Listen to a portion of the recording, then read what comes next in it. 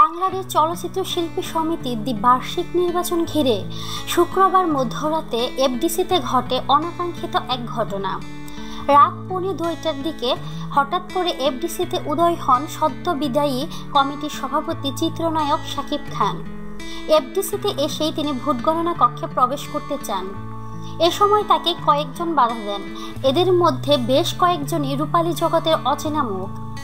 তাদের সঙ্গে যোগ দেয় শাকিব খান বিরোধী কয়েকজন শিল্পী ও কলাকুশলী। তর্কাতর্কির এক পর্যায়ে সেটা হাতাহাতিতে রূপ নেয়। শাকিব খান জোর করে ভেতরে প্রবেশ করতে চাইলে তার গায়েও হাত তোলার প্রস্তুতি নেন কেউ কেউ। অবশ্য এর আগেই হামলা শুরু হয়ে যায়। তার গাড়ির গ্লাস ভেঙে ফেলা হয়। এ সময় কেউ কেউ শাকিব খানকে মদ্যপ বলে গালাগালও করেন। এ নিয়ে শাকিব খানের স্ত্রী চিত্রনায়িকা অপু ইসলাম শনিবার রাতে তার ফেসবুকের ভেরিফাইড পেজে ক্ষোভ প্রকাশ করেছেন। তো প্রিয় বন্ধুরা, আপনাদের কি মতামত তা কমেন্টের মাধ্যমে আমাদেরকে জানিয়ে দিন। আর অবশ্যই আমাদেরকে লাইক, কমেন্ট, শেয়ার এবং সাবস্ক্রাইব করতে ভুলবেন না।